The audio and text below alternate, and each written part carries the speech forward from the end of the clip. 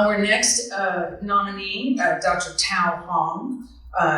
Dr. Hong is quite, hopefully he will talk about his experiences at NC State and his, in particular, some of the professors that have impacted him. Dr. Hong went into academia, and he's at UNC Charlotte. And one of the things that distinguishes his career is that he's risen very quickly through the ranks in academia and become a distinguished professor there. And Dr. Hong works in energy, and that's such an important area now and for the future. I will also tell you one fun fact about him. He is a jumping rope champion in the country, and that's been in the last 3 years. That was not something that was in his previous college years. So I am certainly not going to challenge him to a jump rope competition. But he is having impact with his ISE degree in academia and in the world of energy. And so please join me in congratulating Dr. Tao Hong.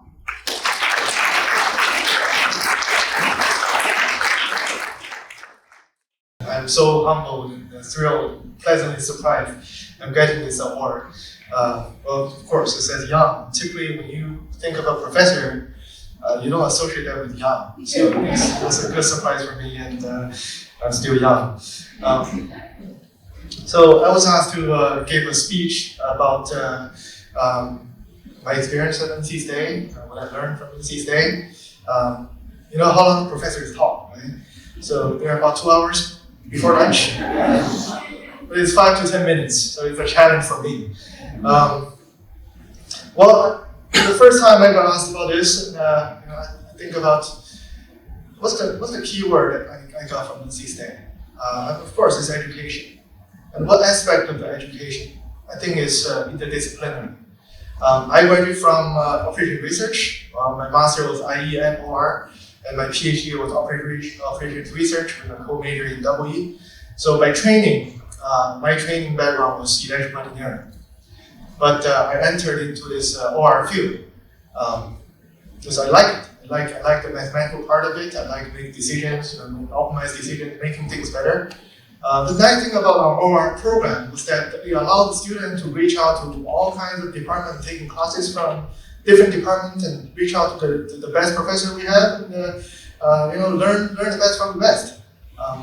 Before I graduated, I had courses from computer science, electrical engineering, of course, math, OR, of course, and geography or earth science, all kinds of statistics.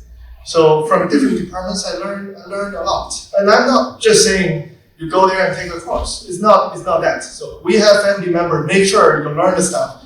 And if you don't learn, they will let you know. So my first notice was from a course called matrix analysis. It was taught by Dr. Carl Meyer, who retired a couple of years ago. He gave me the first fail in my academic career. So I never get a fail in the test. He gave me the first fail. It was, I think I got 54 in the test, midterm exam. There were 3 people below me, so 40-some points. And after midterm, they all dropped the class. So I became the lowest ranked student in the class. And I took it personally. So of course, that was the class I had to take. If you go to OR, you want to get a PhD in OR, you have to take matrix, you have to pass the qualifying exam. So I took it hard, and I recited the whole book. So he wrote a book, 300-400 pages. I recited the entire book. In the qualifying exam, I still remember in the qualifying exam, there are problems coming from the book. I will say, okay, this is in page number so and so, problem number so and so. It's about 400-page book. So, and I know there are students here. I wonder how many exams you took and how long those exams are.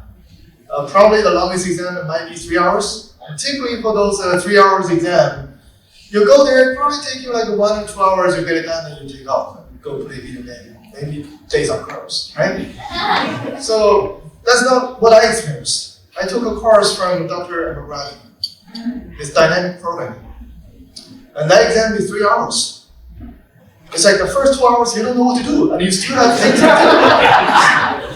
do. At the end of 3 hours, he will come in, do you need more time? Of course, everybody say yes. But that exam become 4 hours. So I thought it was the longest exam until I took Dr. Fang's class. So his exam, he will first, it's the 3-hour exam. University arranged 3-hour exams. And he said, okay, let's find a different time slot so that you have extra time. So we start with 5. So 5-hour exam, no food. At the end of 5 hours, he comes, do you need more time? Everybody say yes. So at the end, there may be 6 hours, 7 hours. I think probably the longest one, maybe 8-hour exam. Can you believe it? Yeah, it's hard to believe. But those really make me feel like, yeah, through these, if I can do this, what else I cannot do, right? So when we say multidisciplinary, it's really you go into that field and learn those stuff. So the most nervous time I had in my student career was about a week or 2 before my final dissertation defense. So I went to Dr. Dave Dickey. I don't know if he's here. Dr. Dickey. So I went to Dr. Dickey because I was nervous. The reason is he's the tardy expert of statistics, and he wrote a book about regression. He had many books. My dissertation was on regression. I used linear regression to solve a problem in the energy field, it's forecasting the electricity demand. I went to him, I was nervous because I wasn't sure if this was enough for a dissertation. Right? I went to him, the first thing he told me was, nowadays nobody can get a PhD from regression. Nobody can get a PhD from regression. I was doing regression. My PhD. And then there was a but. He said, but you can. We theorists create all these tools and methodologies, and not many people know how to use them. And you did it in the right way and do it really well. And my dissertation generated more than $1 million revenue before I graduated. So it was commercialized later on by SAS. So it generated tons of millions of dollars. Okay? So it's valuable to the industry.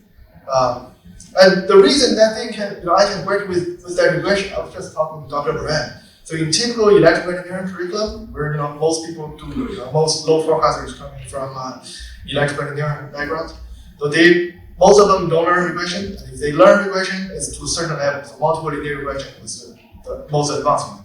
But I added interaction effect to the regression, and then that make the work even more, effective, make the tool even more effective. So that's what I did with that regression thing. I know there are students in the room, so. NCCA is great. It's a great platform, great faculty members. But you all challenge yourself too. And let me share with you how I challenge myself. Okay. I remember taking a course from Dr. Brand on power systems. The reason I took it was because I got an internship. And the internship was a power company, it was an energy company. But the guy who hired me knew that I had no power background. No power system background. So the first thing he told me was go take a power system course. And then I went to Dr. Brand's class. I said, okay, I'm doing this for a living, all right? So I have to do well. And I'm very competitive. As Dr. Swan said, I can jump rope.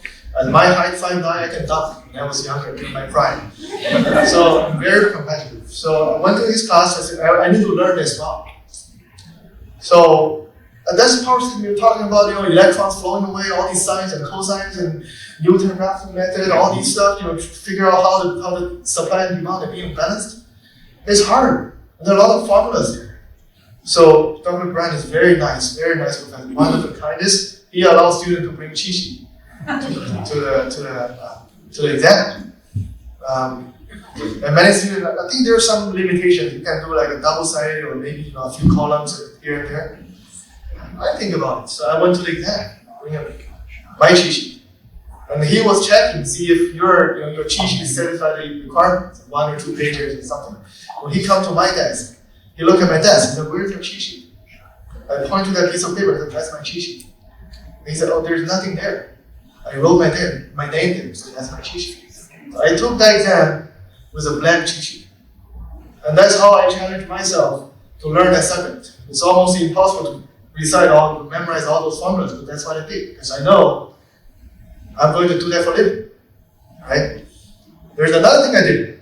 Well, of course, that thing, that black cheat sheet, I think, and well, I guess when I eventually went to Dr. Brand, asked him for his permission to serve on my comedian, he said yes. I don't know if the cheat sheet played a role. But there's another thing. I took I just mentioned Dr. Fang's class. We've got like a 5-hour exam, maybe 8-10 hours exam. He said, that's not fair. University says 3 hours. You're supposed to do it in 3 hours. As a professor, you're supposed to test your student in 3 hours. So I tried to have a strike. The last I asked my class, in the class, 3-hour exam this period, let's move the exam to a different period. I said, no, we want 3-hour exam. I tried to convince my classmates do the same thing. None of them raised their hand with me. But at the end, I still managed to finish the exam in 3 hours, maybe 2 hours. But he gave me an A-. And I took it personally. So that's sometimes these things end well, sometimes it didn't end. So you gotta learn the lesson. When you have an upper hand, you can do the things. When you don't, just stay chill, right?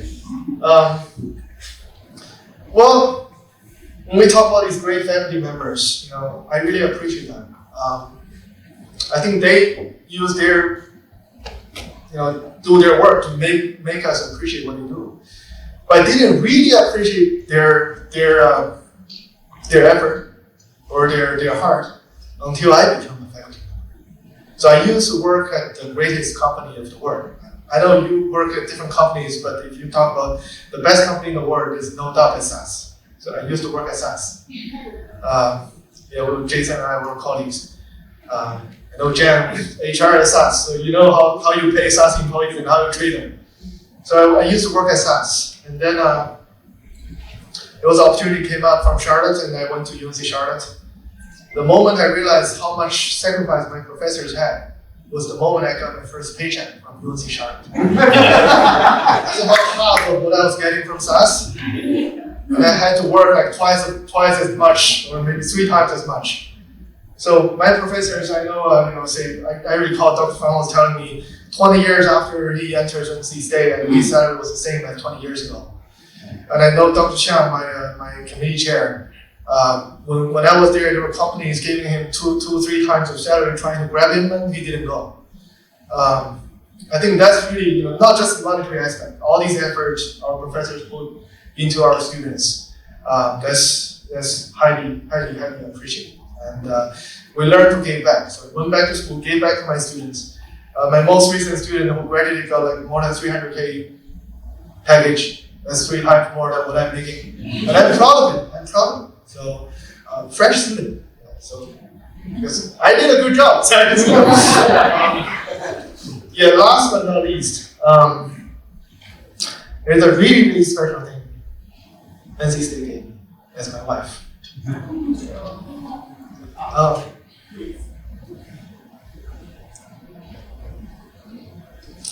We went through some really hardship during the years at NC State.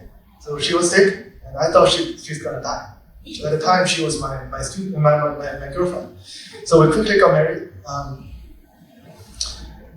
She was a teaching assistant for Dr. Hodgson. We were taking Dr. Hodgson's course as well.